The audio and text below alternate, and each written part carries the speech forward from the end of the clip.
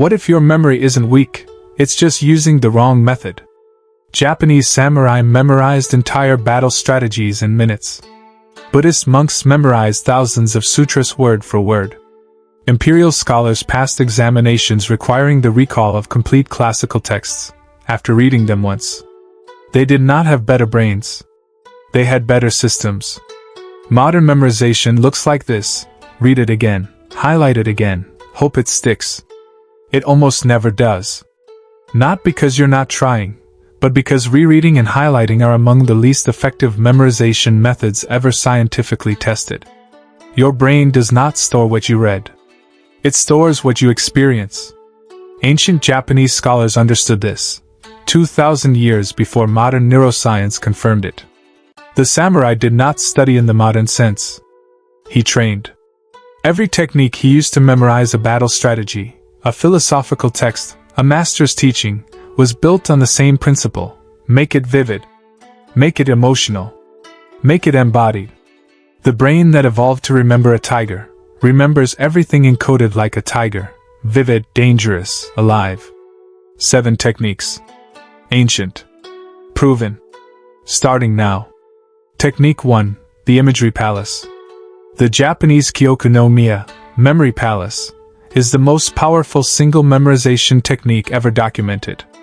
Place each piece of information as a vivid, bizarre, moving image in a location you know perfectly: your home, your route to school, your childhood street. Walk the route in your mind. The information is there, attached to place, waiting for retrieval. Your brain evolved to remember places and stories. Give it both. Technique 2, emotional anchoring. Buddhist monks memorizing sutras did not recite them neutrally. They chanted with complete emotional engagement: joy, reverence, urgency, wonder. The amygdala, your brain's emotional center, tags emotionally charged experiences for priority storage. When you learn something new, attach a genuine emotion to it. Make it matter before it matters. Your brain will do the rest. Technique 3, embodied repetition. The samurai did not just think about his technique. He moved it into his body through 10,000 repetitions. Write what you want to remember, by hand, with a brush or pen, while speaking it aloud, while visualizing it. 3 simultaneous sensory channels encoding one piece of information. Retention rate, 3 to 4 times higher than reading alone. Technique 4, space sword review. Confucius said, "Review the old, learn the new." The samurai reviewed each technique on a precise cycle. Review information at same day, 3 days later, 1 week later, 1 month later. Modern science calls this spaced repetition.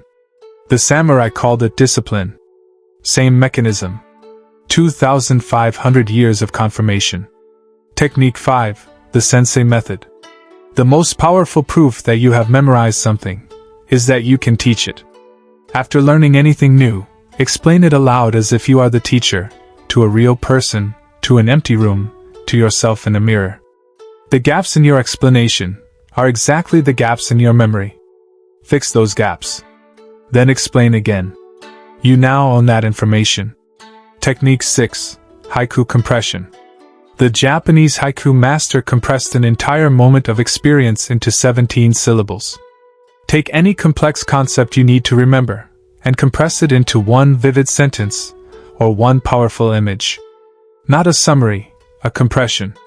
The difference: a summary retains information.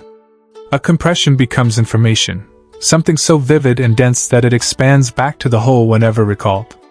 Compress it. Recall everything. Technique 7, the Zen blank page. After any study session, close everything. Take a blank page. Write everything you remember, without checking, without prompts, without mercy. What you write perfectly, you own. What you cannot write, you do not yet know. This is the most honest and most efficient review method ever developed, because it replaces passive rereading with active reconstruction.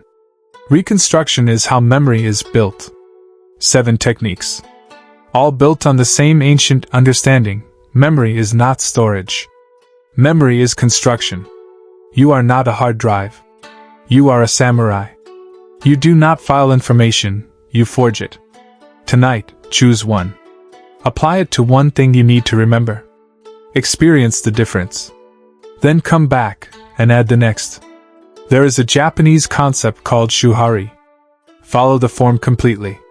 Then break the form intelligently. Then transcend the form entirely.